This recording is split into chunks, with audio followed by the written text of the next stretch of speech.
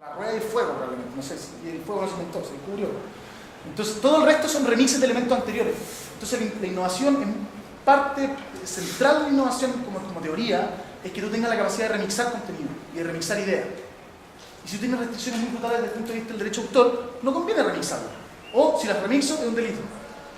¿Ah? O sea, y se pierden cosas maravillosas de este tipo. ¿Cómo se llama? Creo que fue no recuerdo cómo se llama el músico que hizo un disco utilizando puros samples del álbum blanco de los Beatles. Y es un disco distinto, no tiene nada que ver con el álbum blanco. Pero sin embargo es un disco pirata, que no se puede, nadie lo puede vender, y nadie puede lucrar de él porque es un que le pertenece a los Beatles. Para ahí deberían haber cosas más flexibles, ¿te fijáis? Yo debería poder licenciar mi contenido para que tú lo puedas descargar y mandárselo a tu prima. Eso no debería ser un delito, si es que el autor lo autoriza. Ahora, si tú ponías esa cuestión en un largometraje y te ganáis canes, bueno, pagamos un poco. Esa es como la lógica. La idea de que la distribución del contenido, sobre todo de autores de nicho, debería estar abierta y debería ser lo más flexible posible, de manera que la gente supiera exactamente qué puede hacer y qué no puede hacer con ese contenido.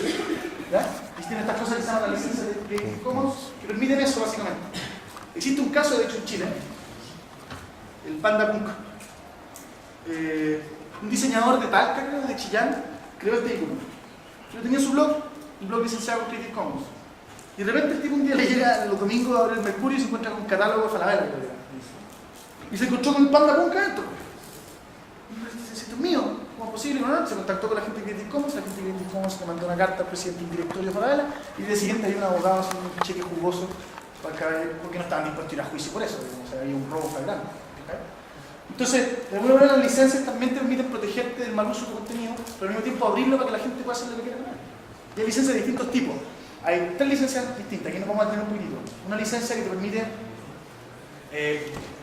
que se llama el share alike, es decir, yo licencio este Creative Commons, si tú quieres utilizarlo en una remezcla, por ejemplo, o en un trabajo distinto, tienes que licenciar ese trabajo también con Creative Commons.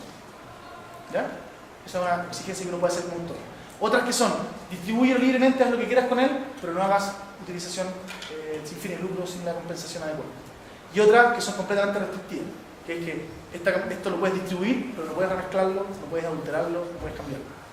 Eso tiene que ver con los gustos de cada autor, digamos, cómo quiere licenciar. Pero es un tema enorme, porque además el tema, por ejemplo, del software libre, todo el tema open source ha sido una industria hoy día en la medida en que han existido plataformas de ¿cómo se llaman las plataformas de soporte para esos software? O sea, si una compañía dice, ya, voy a utilizar Linux para mis computadores y tiene que poner 50 millones de computadores con Linux, van a necesitar a alguien que le dé soporte. Y ahí es donde se hace la plata en el open source. Pero no necesariamente en la venta del software. El software no vale nada. Es abierto, es libre, no tiene dueño. Entonces, todos estos temas digitales también están poniéndole una cuña brutal a la forma y la estructura de propiedad que hemos pensado en la historia en general y también a los modelos de negocios que están asociados a esas formas de entender la propiedad. La propiedad intelectual es lo que ha sostenido la industria de la farmacéutica, la industria de la edición de libros, de la edición de música, de películas, de DVD, de cine de televisión, etc. Entonces, si tú cambiáis las reglas del juego ahí, se cae la industria completa. Pero el Lawrence Lessig lo dice en su libro y es fascinante. Ustedes saben, por ejemplo, y esto ya me estoy delegando completamente, pero supone que hoy día las majors dicen, piratas, ¿cómo es posible estar robando música? Y hacen tremendo escándalo y se rasgan vestiduras. Esto es lo mismo que robarle el celular a una señora pobre en la calle, ¿no es cierto? Pero la piratería ha sido la forma histórica en la que se han creado una enorme cantidad de industrias. Por ejemplo, Hollywood. A principios del siglo pasado, para poder proyectar una película, yo tenía que pagarle una patente como dueño del cine, o dueño de la película, tenía que pagarle un fee por el uso de la máquina a edición, la proyectora. Entonces en Boston, Connecticut, en toda esa área de Estados Unidos, que fue donde comenzó a producirse la proyección de películas, era tan alto el fee que se estaba cobrando que los tipos empezaron a hacerlo para callado, de manera clandestina. Y empezaron a ver cines clandestinos, donde se proyectaban películas a un mejor precio que en el cine normal, porque el cine normal era impagable, porque había que pagarle la licencia al señor Edison. ¿Qué es lo que pasó? Llegaron los pagos. Empiezan a haber un problema ahí, y estos tipos, los tipos que eran los dueños de los cines, eran unos gángsters, a los ojos de la policía y a los ojos del señor Edison. Entonces los tipos dijeron, ¿saben qué? Vamos a la otra costa, donde es más libre, más sol, y parten y se instalan en Los Ángeles. Y la primera persona que llegó fue un gángster ¿ya? De Boston, que hacía proyecciones ilegales de películas, pirata. ¿Cómo se llama? Señor Fox. Señor Fox montó un imperio enorme, que se llama Hollywood, que hoy día raja vestiduras porque le roban las películas. ¿Ya? Ahora, ¿cómo se resuelven esos problemas? Cada vez que hay un cambio radical en la forma de en los medios de producción, ¿ya? Cada vez que hay como un cambio tecnológico importante, se provocan problemas con el derecho de autor. Apareció el cine y hay un tema de derecho de autor que no estaba resuelto. Entonces, Estados Unidos lo hace muy bien porque tienen jurisprudencia de su Corte Suprema. Entonces lo hacen vía dos maneras. O se lleva a la Corte Suprema el tema y se zanja ahí. En el caso, por ejemplo, histórico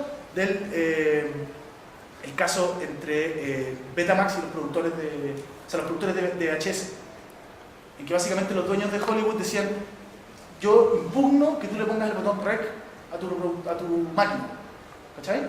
Porque claro, si estaba con el botón REC, la piratería está a un botón de distancia. Pero la Corte Suprema dijo: ojo, acá hay un problema de bien común versus derecho de propiedad. Y yo creo que todo, y al final terminó diciendo que no ha lugar, de que en Estados Unidos la gente tenía derecho a hacer registros privados de contenido. Si después los vendía, es un delito. Pero registros privados, ¿por qué no? Eso lo santificáis, hay un cambio tecnológico, un problema de propiedad intelectual bravo que se termina resolviendo en la Corte Suprema. Cada vez que hay un cambio tecnológico importante, se producen problemas graves de derecho de autor. Y generalmente, si tú eres muy restrictivo en ese derecho de autor, hay industrias completas que no se desarrollan. Si el señor Fox no se va a Los Ángeles y se hubiese quedado en Boston, no habría crecido Hollywood. Las empresas de cable en Estados Unidos durante 50 años transmitieron la señal abierta por cable sin pagar un mango. Cero, huevo. Esto es piratería. ¿Fijan? Las radios también. La radio AM versus la radio FM, en fin, hay una enorme cantidad de casos en los que tú te vas dando cuenta que industrias completas, que hoy día son completamente legales y establecidas y con mucho prestigio, fueron inicialmente actos de piratería.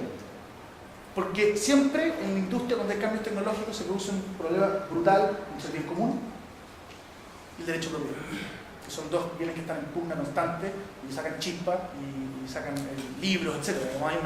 Hay todo un mundo ahí por resolver. Hay gente que es mucho más purista en el sentido de que el bien común tiene que prevalecer y otros que el derecho de propiedad. Pero eso ya es otro tema. ¿Más preguntas? Me demoré en responder esa pregunta. Yo tengo una pregunta. Dime.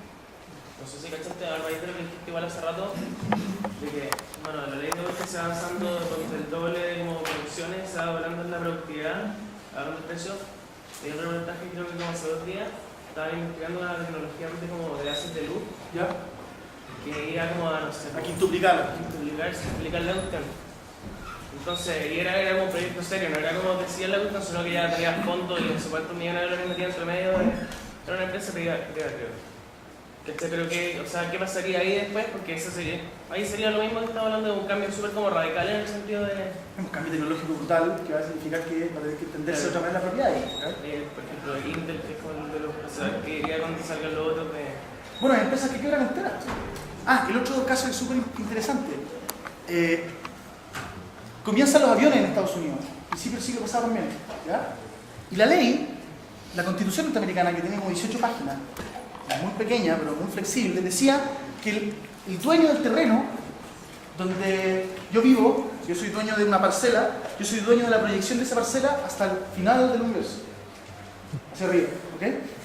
Entonces, unos granjeros que tenían una gallina en un establo, o sea, un gallinero básicamente, le empezó a pasar que tenían al lado un aeropuerto donde se estaba empezando a crear la industria aeronáutica norteamericana. Y cuando pasaban los aviones, las gallinas se perturbaban, empezaban a saltar, se golpeaban contra los muros y se morían. Entonces, ¿qué es lo que hizo el granjero? Así, algunos más por estilo soy norteamericano, fue y demandó a la empresa aeronáutica y llegó hasta la Corte Suprema. Porque claro, lo que estaba en juego era el derecho de propiedad. Yo soy dueño de mi parcela hasta el confín del universo. Entonces el tipo del granjero decía, ok, entonces que el avión me pague por pasar por el frente de mi terreno. ¿Y qué es lo que hizo la Corte Suprema? Se da cuenta que si es que los tipos respetan el derecho de propiedad hasta el final, como dice la Constitución, se acaba la industria aeronáutica. Y si se acaba la industria aeronáutica, se acaba la capacidad, al final toda la capacidad industrial de Estados Unidos. O sea, la promesa de una industria aeronáutica potente era la promesa de trasladar millones y millones de personas de un lado a otro y de una costa a otra a precios razonables. ¿Okay? ¿Y qué es lo que hizo la Corte Suprema? Dijo,